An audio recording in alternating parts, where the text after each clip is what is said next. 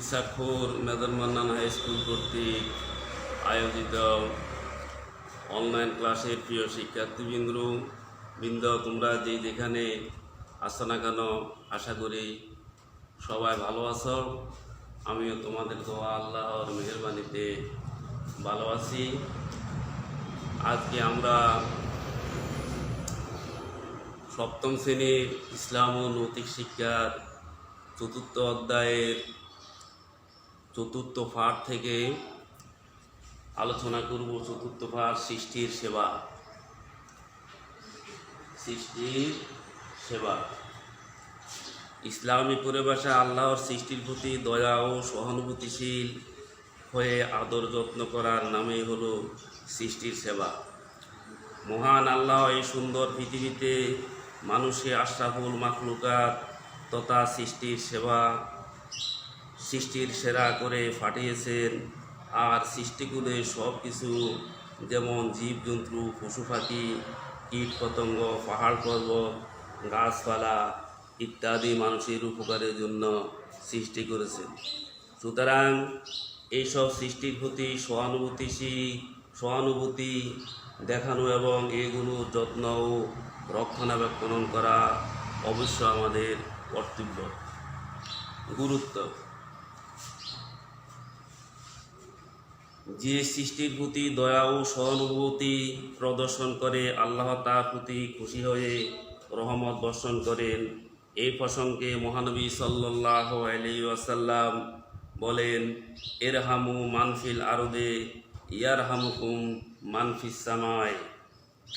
তোমরা জমিনের অধিবাসীদের প্রতি দয়া প্রদর্শন করবে, তাহলে আমাদের আসমানের অধিপতি মহান আল্লাহ তোমাদের প্রতি দয়া প্রদর্শন করবেন। তিরমিজি।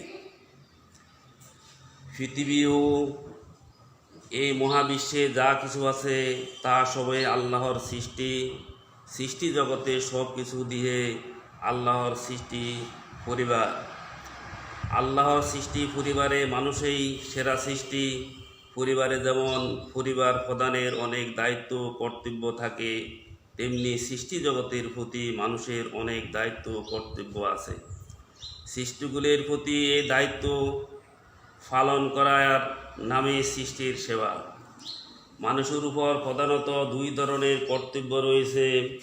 প্রথমত স্রষ্টার প্রতি কর্তব্য, তারপর সৃষ্টির প্রতি কর্তব্য।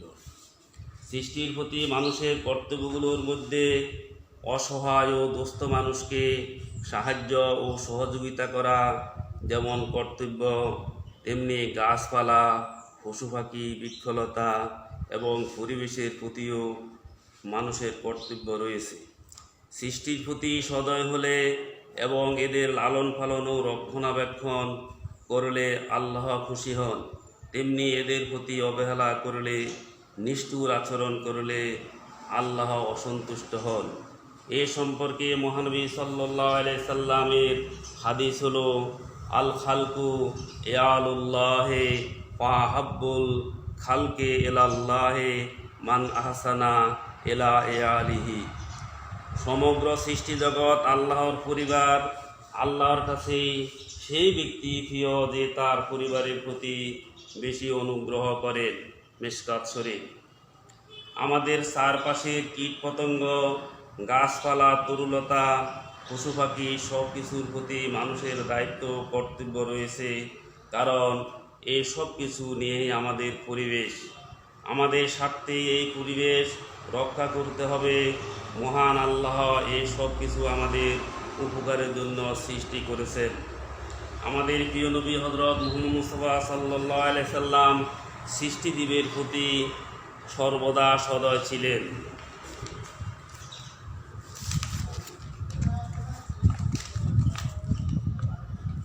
সমাজে কোনো ব্যক্তি পীড়িত হলে তার সেবা করতে হবে। ঋণগ্রস্ত ব্যক্তির ঋণ পরিশোধের ব্যবস্থা করতে হবে। এভাবে সমাজে একে অপরের সেবা ও সাহায্য করলে আল্লাহর অনুগ্রহ পাওয়া যায়। প্রিয় নবী সাল্লাল্লাহু আলাইহি সাল্লাম বলেছেন, যে মুসলমান অন্য মুসলমান ভাইয়ের অভাব মোচন করে, আল্লাহ তাআলা তার অভাব দূর করেন। মুসলিম। গরু ছাগল হাঁস মুরগি কুকুর বিড়াল প্রভৃতি সকল প্রাণীরই আমাদের ন্যায় ক্ষুধা ও পিপাসা আছে। এদেরকে দেখতে দেওয়া, এদেরকে খেতে দেওয়া আমাদের দায়িত্ব। মহানবী সাল্লাল্লাহু আলাইহি সাল্লাম বলেন, কোনো এক মহিলা একটি বিড়াল বেঁধে রাখে, সে বিড়ালটিকে খেতে দেয়নি এবং ছেড়েও দেয়নি যাতে পোকামাকড় খেয়ে জীবন ধারণ করতে পারে। অবশেষে বিড়ালটি বাঁধা অবস্থায় খাদ্যাভাবে মারা গেলে আল্লাহ ওই মহিলাকে শাস্তি দেন। বুখারী ও মুসলিম। প্রিয় নবী সাল্লাল্লাহু আলাইহি ওয়াসাল্লাম আরও বলেন, বনী ইসরাইলের এক সাফি মহিলা একটি তৃষ্ণার্ত কুকুরকে পিপাসায় কাতর দেখে পানি পান করায়। এতে আল্লাহ তাআলা ওই মহিলার প্রতি সন্তুষ্ট হয়ে তাকে ক্ষমা করে দেন। বুখারী ও মুসলিম। জীবজন্তুর মতো উদ্ভিদের প্রতি ও সদয় হতে হবে। অকারণে গাছ কাটা উচিত নয়। গাছের পাতা ছেঁড়া বা চারা গাছ উপড়ে ফেলা উচিত নয়। গাছপালার যত্ন করা উচিত।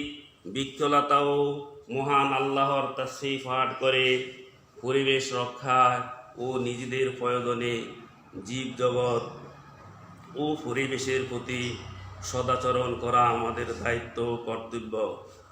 আমরা সৃষ্টি সেবা করব, জীবজন্তুকে কষ্ট দেব না, অকারণে কোনো বৃক্ষের প্রতি ক্ষতি করব না, বৃক্ষরোপণ করব এবং এর যত্ন করব। পাঠ 5। আমানত। আমানত অর্থ গচ্ছিত রাখা বা দায়িত্বে রাখা। গচ্ছিত বা দায়িত্বে রাখা বস্তু সযত্নে রেখে এর মালিকের কাছে যথাযথভাবে ফেরত দেওয়াকে আমানত রক্ষা বলে। যিনি আমানত রক্ষা করেন তাকে আমানতদার বলে। আমানতের মাল নষ্ট করা বা আত্মসাৎ করার নাম খেয়ানত করা, আর আত্মসাৎকারীকে খেয়ানতকারী বলে। গুরুত্ব। সমাজের প্রতিটি মানুষের নিজ নিজ দায়িত্ব তার নিকট পবিত্র আমানত। সামাজিক শান্তি রক্ষার জন্য আমানত রক্ষা করা খুবই গুরুত্বপূর্ণ। যিনি আমানত রক্ষা করেন তাকে সবাই বিশ্বাস করে এবং ভালোবাসে। সমাজের সবাই তাকে মর্যাদা দেয়। আমানতের খেয়ানতকারীকে সমাজের কেউ পছন্দ করে না এবং বিশ্বাসও করে না, বরং তাকে সবাই ঘৃণা করে। আমানত রক্ষার প্রতি গুরুত্ব আরোপ করে মহান আল্লাহ বলেন, ইন্নাল্লাহা ইয়ামুরুকুম আন তুআদ্দুল আমানাতে ইলা আহলিহা। অর্থ, নিশ্চয়ই আল্লাহ তোমাদের নির্দেশ দিয়েছেন যে তোমরা যেন আমানতসমূহ তার মালিককে যথাযথভাবে ফেরত দাও। সূরা আন-নিসা আয়াত নম্বর 58। আমানত রক্ষা করা ঈমানের অঙ্গ। এই ব্যাপারে মহানবী সাল্লাল্লাহু আলাইহি ওয়াসাল্লাম বলেন, লা ঈমানা লিমান লা আমানাতা লাহু। যার আমানতদারি নেই তার ঈমান নেই। বাইহাকী। আমানতের খেয়ানত করা মুনাফিকের লক্ষণ। মহানবী সাল্লাল্লাহু আলাইহি সাল্লাম বলেন, আয়াতুল মুনাফিকে সালাসুন, ইযা হাদ্দাসা কাযাবা ওয়া ইযা ওয়াদা আখলাফা ওয়া ইযা তু'মিনা খানা। মুনাফিকের চিহ্ন 3টি। যখন কথা বলে মিথ্যা বলে, যখন ওয়াদা করে তা ভঙ্গ করে, আমানতের খেয়ানত করে। বুখারী ও মুসলিম। আমানতের খেয়ানতকারী ব্যক্তি আল্লাহর কাছে ঘৃণিত, মানুষের কাছেও ঘৃণিত। এই সম্পর্কে আল্লাহ তাআলা বলেন, ইন্নাল্লাহা লা ইউহিব্বুল খাইনিন। নিশ্চয়ই আল্লাহ তাআলা খেয়ানতকারীকে পছন্দ করেন না। আজকে আমরা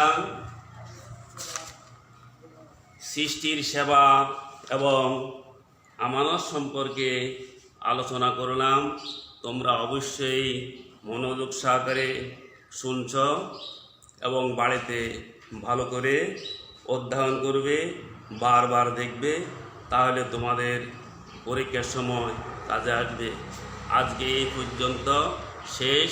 আগামী ক্লাসে ইনশাআল্লাহ দেখা হবে। খোদা হাফেজ।